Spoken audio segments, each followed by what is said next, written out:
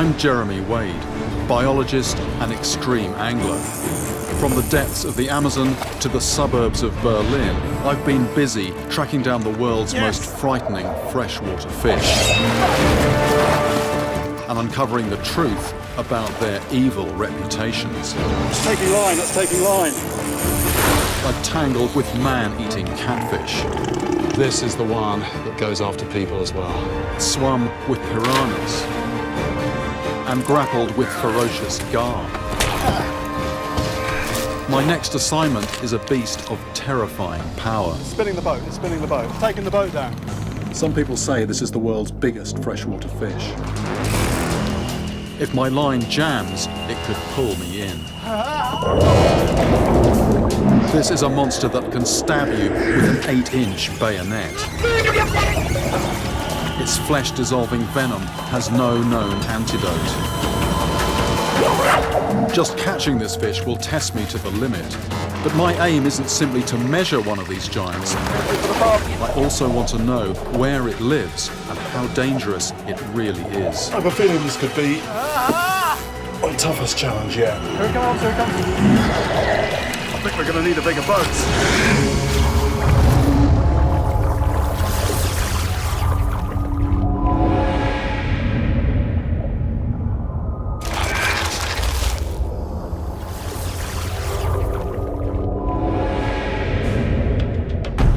In just the past few years, a strange and possibly deadly creature has come out of the shadows.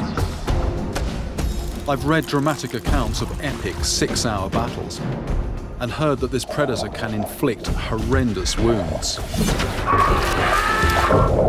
Some people are even claiming that this little-known beast is the world's biggest freshwater fish. The name of this monster is Hymantura chowpria, the giant freshwater stingray. Shaped like a UFO, this Southeast Asian giant is said to grow to 16 feet long and 7 feet across. Some sources put its weight at over 1,300 pounds. Even this basic information is very hard to verify. It all sounds incredibly impressive, but how much of this stuff can I really believe? It seems that no one knows how big this thing actually grows or why. I've encountered river stingrays before, 1,000 miles up the Amazon. Here they're known as wish-you-were-dead fish because of their agonizingly painful sting. But these stingrays are relatively small. The thought of a 16-footer sends a real shiver down my spine.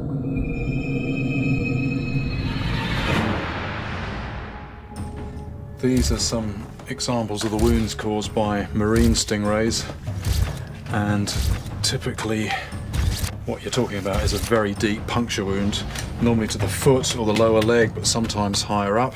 And the people generally talk about this as being extremely painful. And as well as the actual immediate wound, you have this very long-lasting effect of, tissue necrosis. I mean, it's just a very painful, messy wound. Here's one from New Zealand, and you can see here that the barbs are actually still embedded in the leg, and what the bit you can see is probably about sort of 5, maybe 6 inches long, and this is in the upper leg. And actually, this person was very lucky, because if that had been a little bit further round, that could have punctured the femoral artery, and that could have been a fatal wound that could have killed him. Note to self: don't get stung. This is the barb from a stingray, actually quite a small one, but you can get the general idea. The barb sits on top of the tail, and what it does, it whips it over its back, a bit like a scorpion, or it can also whip it round to either side. And, looking at this, you can just see just how wickedly sharp that point is. The second thing is you've got these grooves running underneath, and that is for delivering the venom from the gland at the base here, but also for making it a more efficient stabbing weapon. You'll see exactly the same thing on a bayonet or a combat knife.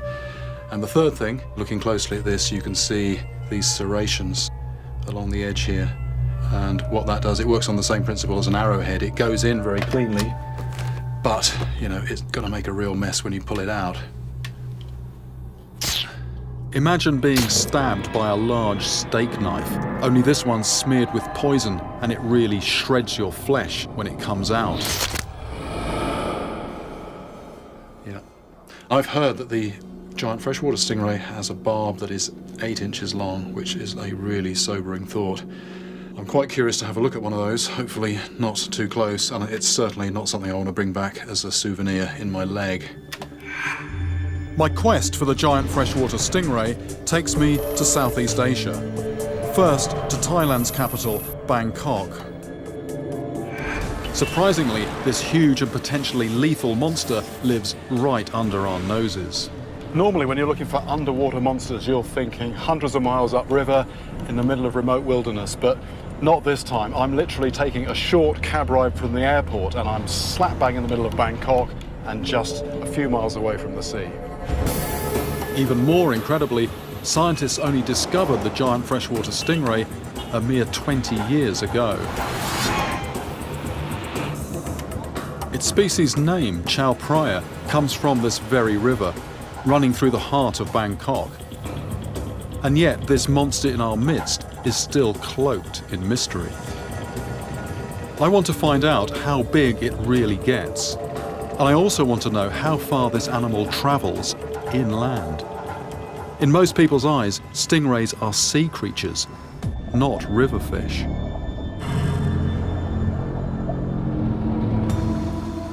Barely an hour's drive from the capital, I track down a story that puts me on edge and reminds me that the venom of this creature has no known antidote.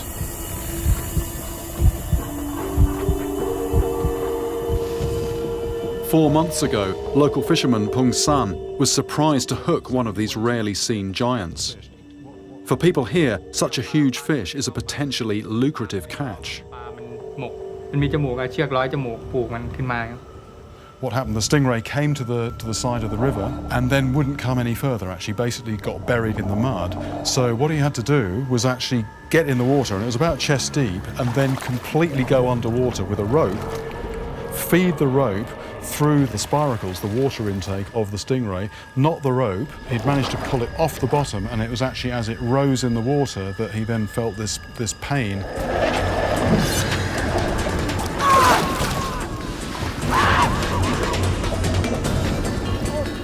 The wound was actually just numb to start with. And then just this incredible pain, and in fact so painful that he collapsed from the intensity of the pain and actually had to crawl the remaining distance to the house. This was something that wasn't going to go away on its own. It did need urgent medical treatment. As he races for help, Pung San continues to bleed heavily and almost passes out with pain.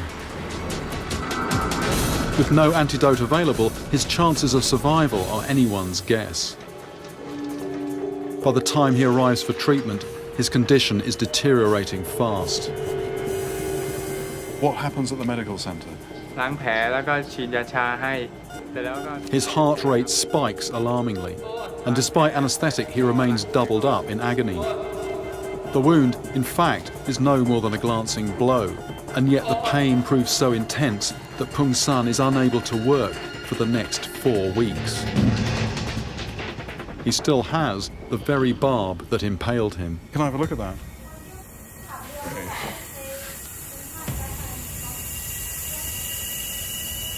Right. Well, seeing that really does concentrate the mind. Absolutely vicious point on that, and these horrible barbs down the side. And I think, this is a fish I've got to really treat with some respect. Evidently, even a quick jab from this fish can land you in serious trouble. Whatever it contains, the venom seems every bit as potent as in marine stingrays.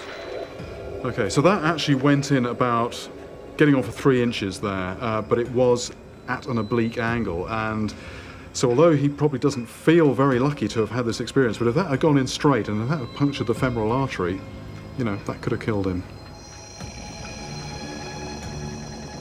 Tragically, Steve Irwin, the crocodile hunter, was not so lucky. He was struck clean through the heart and died. While this freak accident happened way out at sea, The chilling fact about the stingray I'm looking for is that it swims up rivers, into some of the most densely populated parts of Southeast Asia. And it's in these crowded waterways that I'm about to try and meet this monster, face to face. I head to a town called Samut Songkhram, 50 miles west of Bangkok and just a few miles inland. This tidal stretch of river harbours some of the largest freshwater stingrays ever caught. This fish, the giant stingray, was only described by scientists just 20 years ago, but presumably the people on these rivers have known about it probably for centuries. The problem the scientists had was just getting their hands on enough specimens to study. And what this means is that either it's a very, very rare animal or it's just very, very hard to get one out of the river. To try and catch one of these elusive giants, I'm teaming up with an experienced fishing crew, led by stingray enthusiast Boy. Live bait is essential. Its muscle movements will give off the electrical signals that stingrays use to detect their prey. These animals are active hunters, prowling over the riverbed in search of a meal. Their faces are packed with sophisticated sensors that penetrate the mud and murk. Potentially 8 times my size, this fish is in a different league from anything I've tackled before. It calls for the heaviest gear. I'm using ultra-strong braided line with 30 yards of thick nylon monofilament at the business end. To take some of the strain, I'll be wearing a harness. Good news for my arms, but if the line digs in and jams, I could be pulled in. You know, normally what would happen, the fish can't take line and the line will break, but when you're using a 160-pound line, that line isn't going to break. I'm going to go over the side or the boat's going to flip. After Pung San's account, I'm anxious to avoid this nightmare scenario. If that's dug in for some reason, I've got to have plan B. I'm going to be strapped to that. I'm going to have a harness locked into that. So what I'm going to do, I'm just going to have a knife in my pocket. If I'm going over the edge, knife comes out and just cut that line. You know, the fish can go. I don't care about the fish. It's better than drowning. With everything prepped, we head for the chosen spot. A deep pocket in the riverbed they call Area 51, because, as they say round here, it's crawling with aliens. My battle boat is rigged with 4 big game rods, including my own Marlin-class outfit that I've brought for the occasion. If a line goes, I'm ready to hunker down, strap in, and lock horns. To improve the odds, boys put out a dozen or so extra lines, tied to floats. This isn't regarded as true sport fishing, but my mission here isn't to beat my chest or win prizes. I simply want to see one of these incredible animals in the flesh. And within minutes, there's something big mauling our baits. That didn't run off with the bait, but there's definitely been a stingray on that. Something's come along and actually crushed that there, but then instead of taking the bait, it's actually spat it out. Stingrays have crushing mouthparts that leave an unmistakable imprint. Disappointing in one sense, but also good news. I mean, I'm in the right place. They are definitely down there.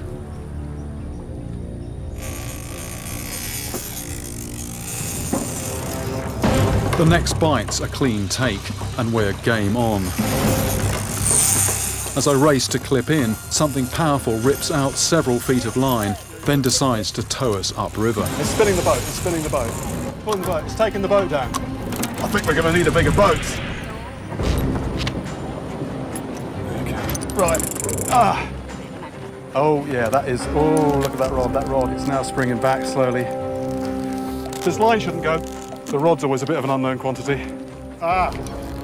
It's my own Marlin-class outfit taking the strain. Just have visions of this rod suddenly shattering and getting a face full of fiberglass and carbon fiber. That's pulling down, that's pulling down. There is quite a real possibility of this thing pulling me in. I feel like I'm trying to pull the plug out of the river. All I can do is dig in and keep the pressure on. After 30 exhausting minutes, I haven't gained an inch. This isn't like any fishing I've ever experienced, and I start to wonder if I can cope.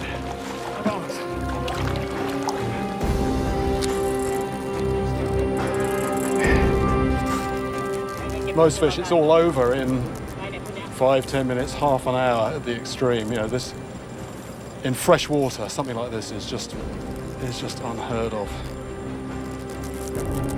With neither of us willing to give in, it becomes a war of attrition. Give or take the odd foot of line, we're in total deadlock. Mister, be careful. Just been told it's 1 hour, 5 minutes so far. We're into about round 8 now. Oh, look at that, look at that, look at that. It's taking line. That is taking line fast. This thing does not like being bullied. I just decided I was going to, show it who's boss. And the fish is saying, no, you're not the boss.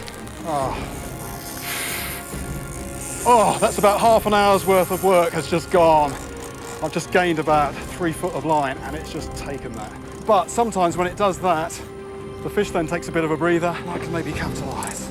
For another 40 minutes, we slug it out in a grueling tug of war. Right, I've got the initiative. Whoa! Then, after almost 2 hours, Whoa! a breakthrough. I think it's come off the bottom. There was a sudden sort of break of suction. It does feel like it. It's actually, yeah, that's definitely coming my way a lot faster than it has done at any time until now. My arms are cramping up and I'm close to breaking point. But I've finally got the measure of this gigantic fish. It's about 1.5 meters below the surface. Here it comes, here it comes. I'm just seconds away from seeing what must surely be one of the world's greatest river monsters.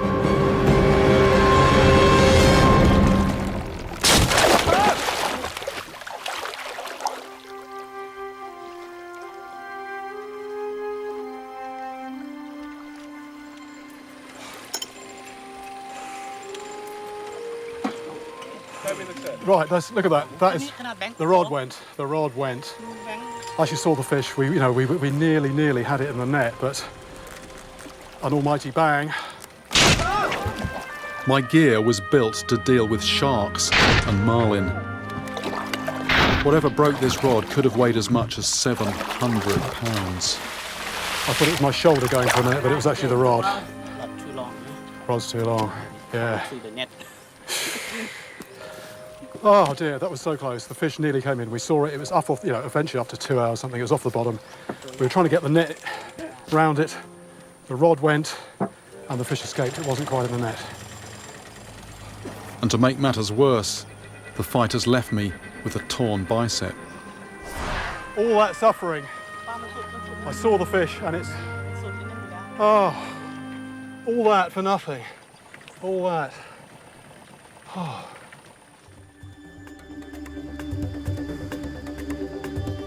It's score 1 to the stingray. But my close encounter with this giant has got me wondering, why does this creature grow so huge? As this photograph graphically shows, marine stingrays are vulnerable to attack by sharks. But what could possibly threaten a river stingray? Perhaps it's no coincidence that the rivers here are also home to another gigantic fish.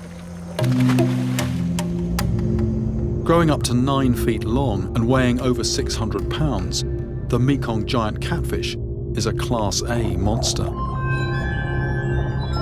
Conceivably, the stingray's immense size could be a defense strategy.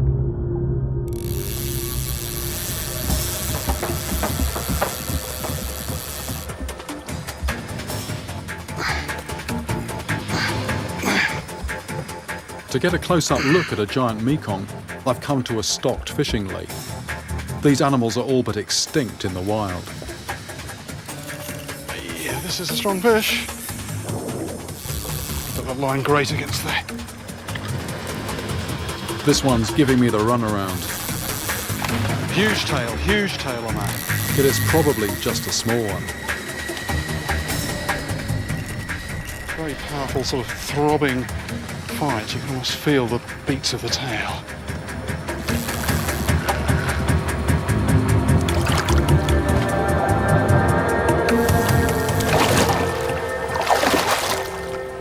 That's catfish.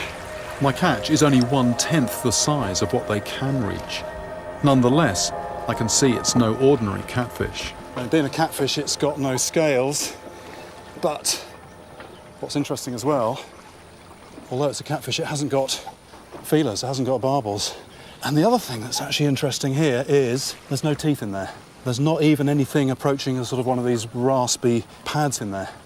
Although this does grow very big, I mean, well over 600 pounds, it's not really a predator. This thing's a vegetarian, it's a gentle giant.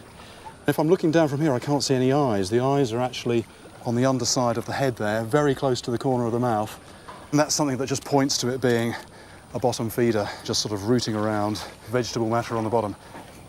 So this gummy oddball isn't a killer, which leaves me still wondering why the stingrays here have evolved into such giants. I've yet to see a Chao Phraya stingray, dead or alive. But with Thailand's biggest fish market just down the road, I'm back on the hunt.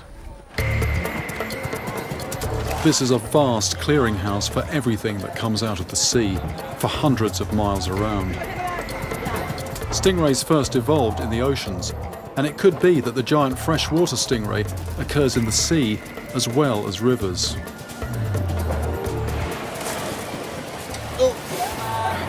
So we have got rays here. I'm finding some rays. That's not the one I'm after. This is an eagle ray of sorts. Yet another species of ray. These are all marine species, but I mean, the thing that this is bringing home, there's a huge diversity of ray species, lots of variations on the theme. Stingrays are clearly one of nature's more successful designs. But their origins, some 200 million years ago, may come as a surprise. Quick lesson in evolution here. Here's a shark, and that is the classic shark mouth, classic shark teeth, shark tail. Come to this fish here, shark tail, shark dorsal fin. But something very different going on at the front end of the fish. It's flattening, it's becoming squashed. Let's flip it over, and suddenly we've got a very different type of mouth there. Crushing plates, but very different. Gills here on the bottom of the body.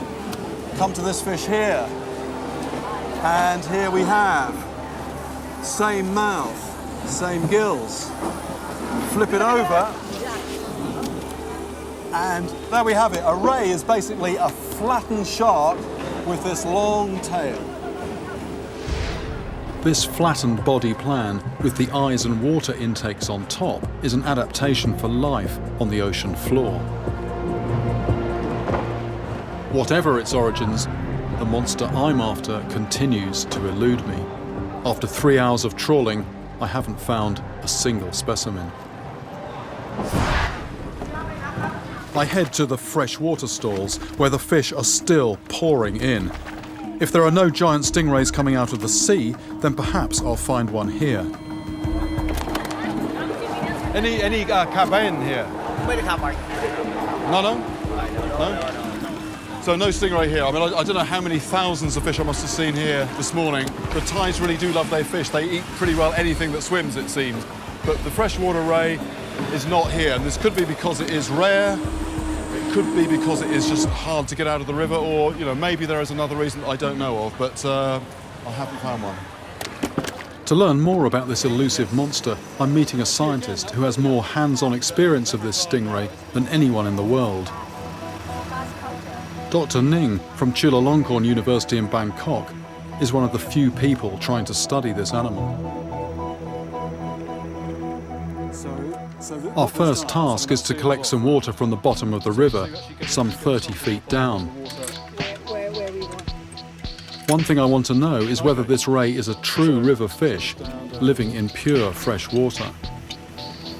Oh, that's it, that's on the bottom. We're only 6 or 7 miles from the sea here, so I'd expect the river to be quite salty. In my mind, this puts a question mark over claims that the giant stingray is a true freshwater fish. Now then, this is the moment of truth. You haven't looked at it. If this were pure seawater, the salt meter would give me a reading of 30, with brackish water at around 15. So that is right on zero, which I'm actually quite surprised by, because it's very obviously tidal here. I had my doubts about whether this thing is a truly freshwater animal. I think that is something that still requires a bit of unpacking, perhaps, but it is certainly capable of living in water that is absolutely fresh. There's no trace of seawater at this point at the moment. So, in theory, they could be even further up these rivers. While I'm here, I also want to find out more about the stingray's lair. This stretch of water is less than half a mile from where I hooked the monster that broke my rod. Look at that.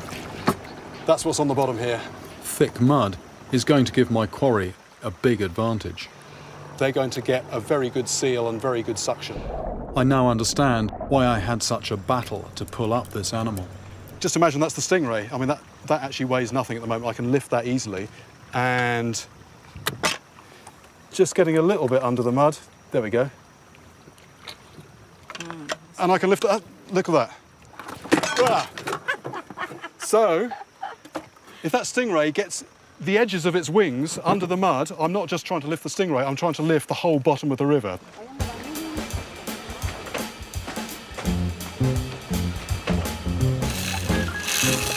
One of the things I want to find out about this fish is just how heavy it gets. Now, for a small fish, that's not a problem. You just put it in a bag and you weigh it. But for something the size of these things, we've had to come up with something a little bit special.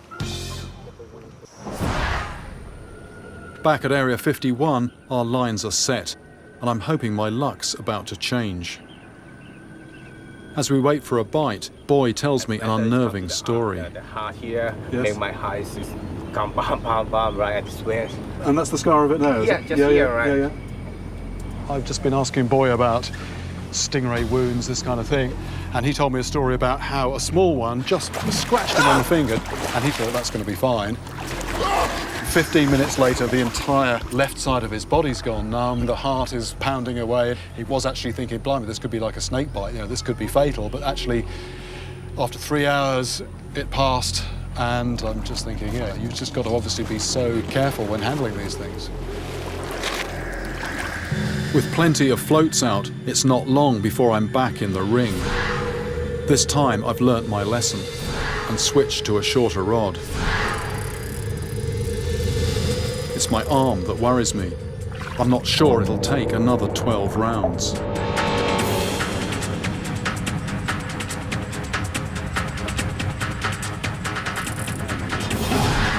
To my relief, it's barely 20 minutes before this one starts to surface. Right, fish is coming up. Fish is coming up.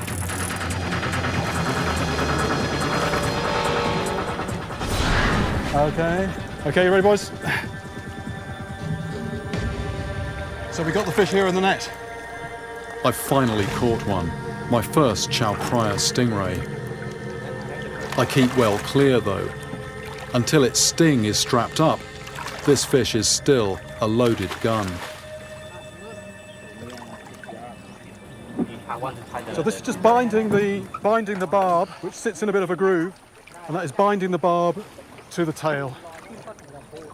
Once it's disarmed, we head for the bank.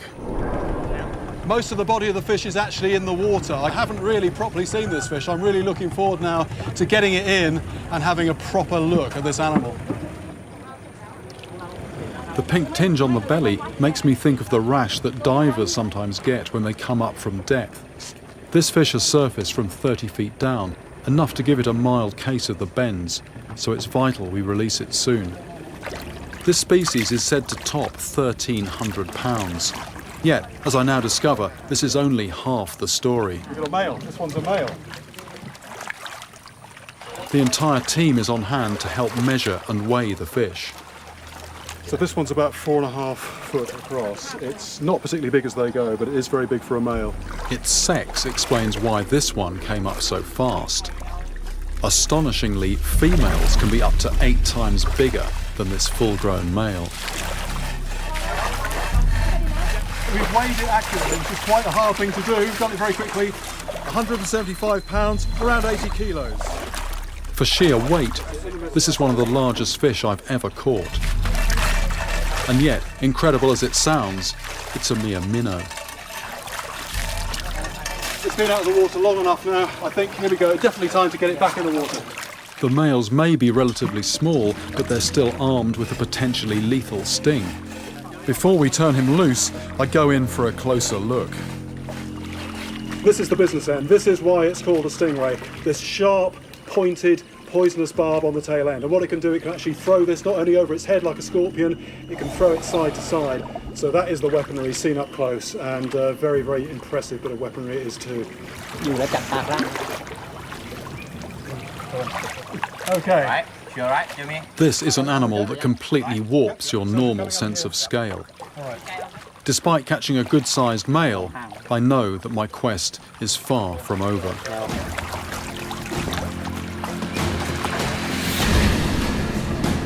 Since it was first scientifically described, there have been occasional reports of large chow phraya stingrays from far inland. I'm leaving the tidal waterways around Bangkok and heading up country. Could this be where I'll finally find my monster? I travel 150 miles north, following the Chao Phraya River upstream to a town called Nakhon Sawan. But it's late May, and the rains are starting to break.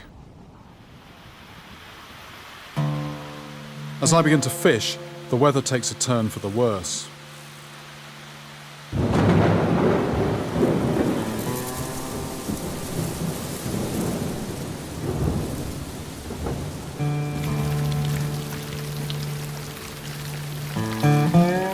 For 3 hours, it pours without let-up, and all I catch is a dose of the monsoon blues.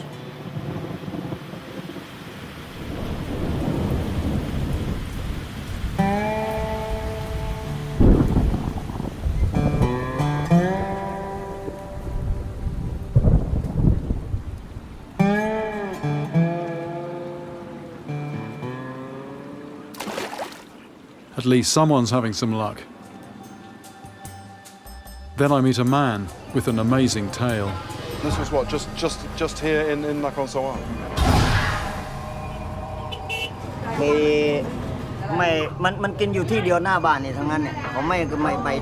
Right, this is interesting. This is a recent capture. This was only a few months ago. I'm imagining that wasn't easy to get out. How long to get this out of the river?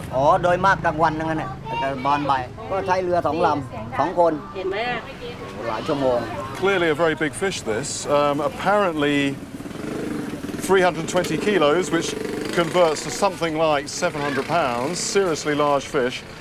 And the story is it took 10 people in 2 boats 4 hours to get it in, and it actually dragged the boat well over a mile during that time. So I think a bit of an epic battle and a big fish.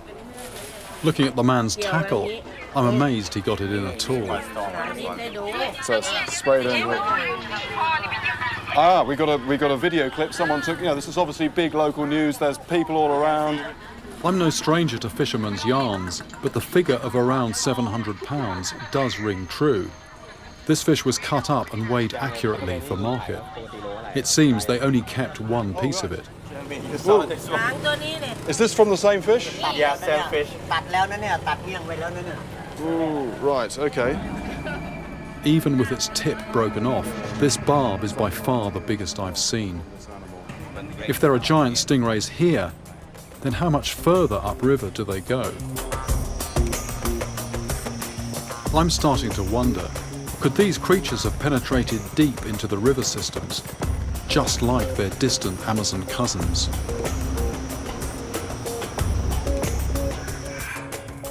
Getting on for 3,000 miles long, the mighty Mekong is Southeast Asia's greatest river.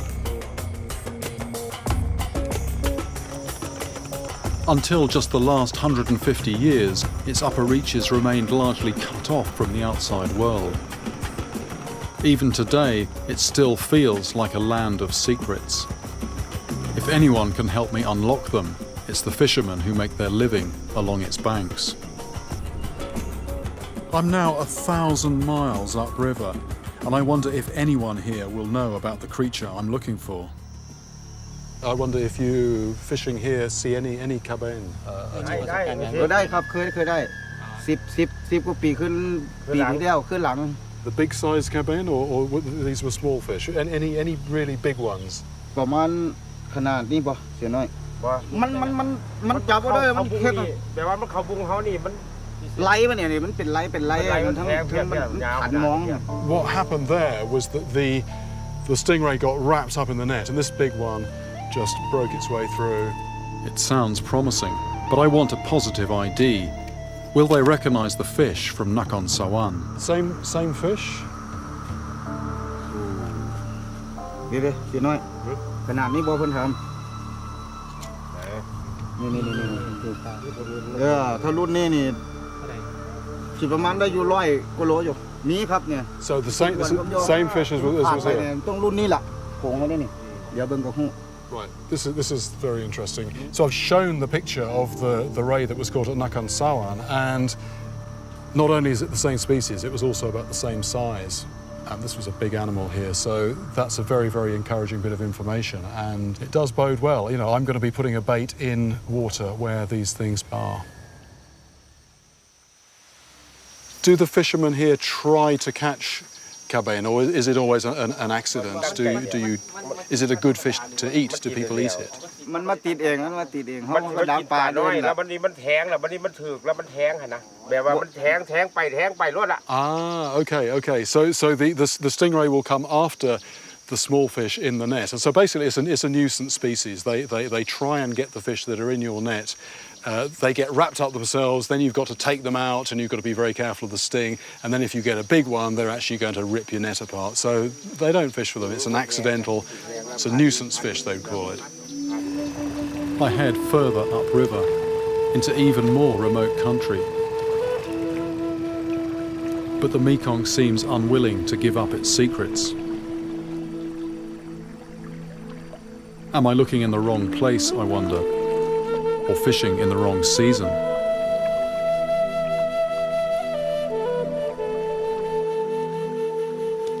My right arm still aches from the 2-hour battle I fought, and my exercise routine brings little relief, just curious looks. Undeterred, I travel back downriver.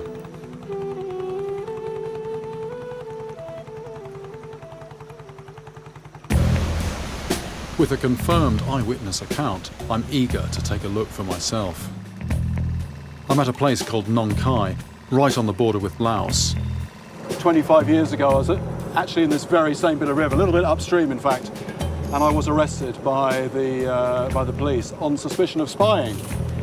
And that cut short my entire trip, end of fishing, end of everything. They locked me up for the night and confiscated all my photos. This time round, I'm using some sophisticated sonar equipment to scan the riverbed.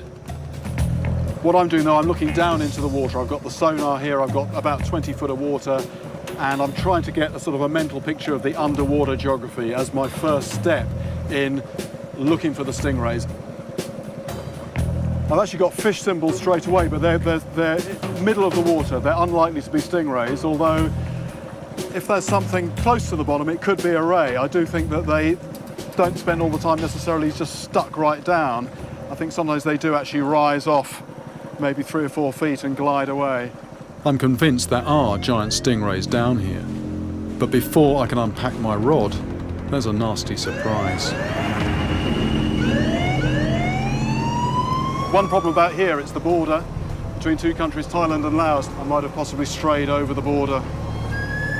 I'm just going to carry on acting normal. I suppose I have got some sort of fairly high-tech looking gear on the boat. I'm spying on the bottom of the river.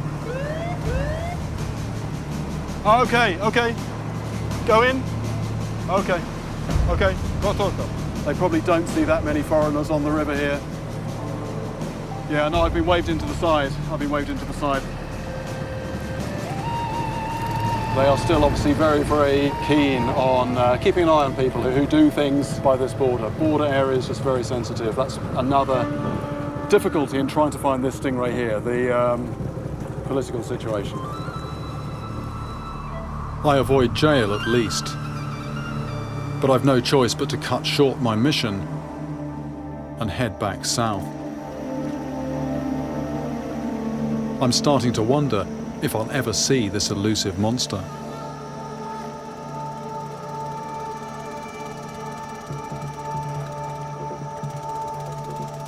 With one last throw of the dice, I return to Area 51.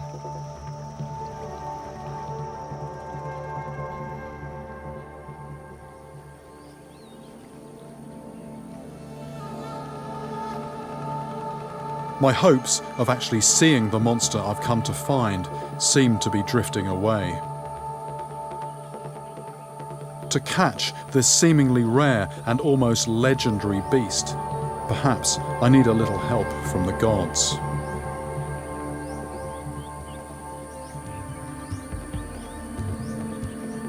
I'm back at Samut Songkram, where I've already caught a full-grown male and come painfully close to landing a truly massive female. Let's get the rods on first. This time the stakes are even higher. A team of scientists has arrived from Chulalongkorn University in Bangkok, and they're counting on me to provide a live stingray for their research. So little is known about this animal that every catch offers a rare chance to learn more.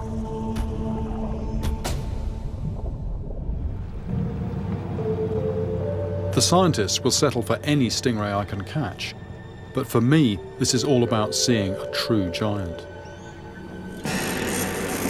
To hell with my sore arm, I'm just hoping we've hooked a big female.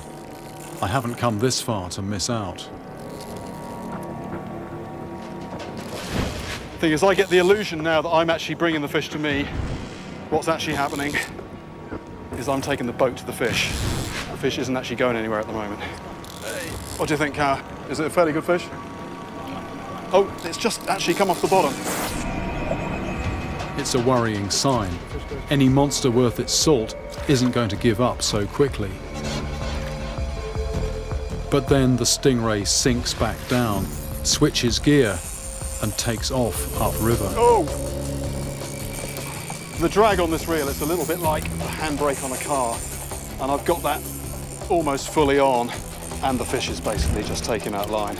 As I watch at the moment, it's just going out 1 inch, 2 inches, 3 inches. After half an hour, my opponent stops for a breather, and I do the same. Then we're back for round 2, and it's looking like a big fish. 7 of us on 2 boats are dragged half a mile against the tide. Right, it might surface, it might surface, it might surface over there. Now I've got the fish on the ropes. For the first time, it feels like I'm driving the bus. It's under the boat now, the fish is under the boat. I don't want to be lifting it while it's under the boat. I think it's coming this way again.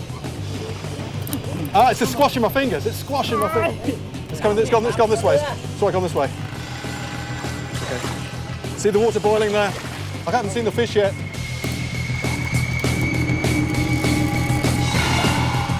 It's near the surface. I've just actually seen the lead. It's up in the water. I think we've got it. I think we've got it. Back of the net. And this one looks pretty big, with an impressive 10-inch sting.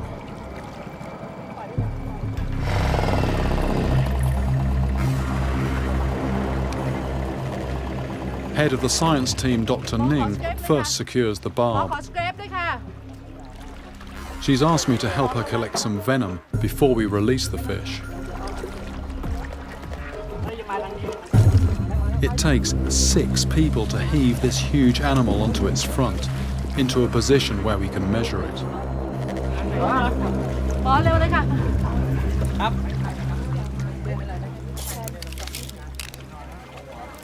Okay, 180 centimetres the base of the tail. Okay.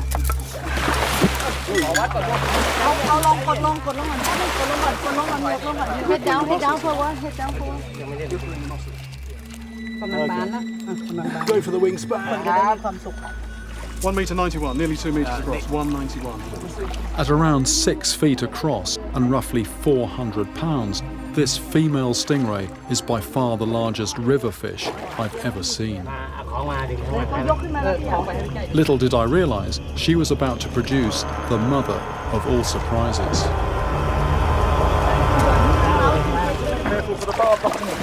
So we've just got the fish into where the scientific team is, and literally as we sort of pulled it in the net, it's actually given birth to 2 live young. Dr. Ning uses ultrasound to see if there are any more babies still inside. This is the first time scientists have been able to collect data from the fully formed pups of these stingrays. On the ultrasound there's the dark line, which is a cavity, and then there is a lighter shape inside it, so apparently that is the baby stingray still inside. For me, this fish is a real first, and not just for its size.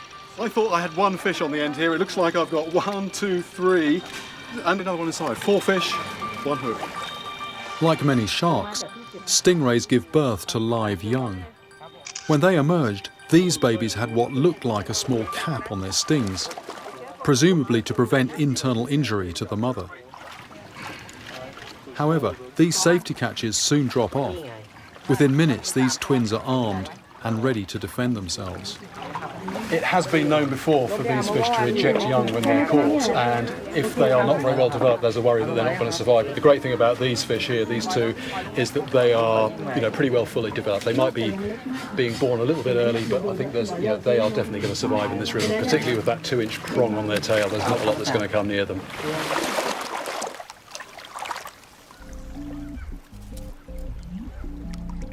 The scientists return to what I can only describe as the mothership. No one really knows why this animal grows so huge. Could size, I wonder, be the key that allows a marine fish to invade rivers? Most sea fish die quickly in fresh water. It's the larger ones that are best able to cope with the stress and survive. There's one final sample to extract. Okay, I'm holding it. Just be careful. Right, we're now going to take the toxin. Okay, I'll hold it. Collecting this thick, toxic mucus will help the scientists to discover in more detail how the venom works. It's time for me to bid farewell to this river monster. Though the jury's still out, if further research confirms that this fish does live exclusively in fresh water, then it probably is the biggest freshwater fish on the planet. What's certain is that this is the biggest and strangest catch of my life. Reunited with her babies, the mother stingray is set free, and she returns to the dark depths of her hidden world. So there she goes. I think she's probably going to go back to all her friends with all these stories of alien abduction. They did experiments on me and all sorts. But personally, I feel like I'm the one who's seen the alien. I mean, just what an amazing, totally unfish-like fish. I mean, a real monstrous beast.